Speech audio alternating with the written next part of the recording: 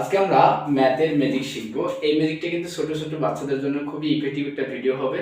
দেখেন, এখানে আমি বলছি যে ম্যাথের ম্যাজিকটা কি, যদি দুটি সংখ্যা এবং ডান পাশে 5 থাকে, দুটি সংখ্যা দুই অঙ্কের সংখ্যা আর কি, ডানে যদি 5 থাকে অর্থাৎ 35, তারপর হচ্ছে 45, তারপর হচ্ছে 55, ঠিক আছে, ডান পাশে যদি 5 থাকে, এগুলোর বর্গ আমরা খুব কম সময়ে কিভাবে নির্ণয়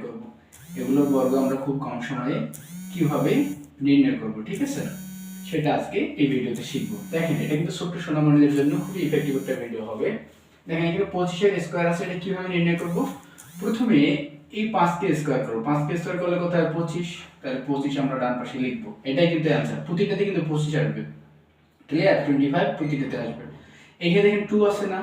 2 এর বড় কে 3, এই 3 দিয়ে এই 2 কে গুণ করব, অর্থাৎ 3 দুগুণে 6, অর্থাৎ 25 এর বর্গ হচ্ছে 625। খুবই সহজ না? খুবই মজার। দেখেন, এখানে আছে কত? 35।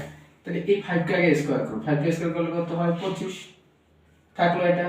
তারপর 3 এর বড় কে 4, তাহলে 4 দিয়ে 3 কে গুণ করলে হয় 3 4 12, অর্থাৎ 35 এর বর্গ হচ্ছে 1225। কত সহজ। একইভাবে যদি আমি এটার কথা বলি, 5 কে স্কয়ার করলে কত হয়? 25। আর 4 এর বড় কে 5, তাহলে 5 দিয়ে 4 কে গুণ করব, 4 5 20, অর্থাৎ 2025 হচ্ছে 45 এর বর্গ। খুবই সহজ। যদি এগুলো বুঝে থাকেন তাহলে এটার आंसर কমেন্টে দেন।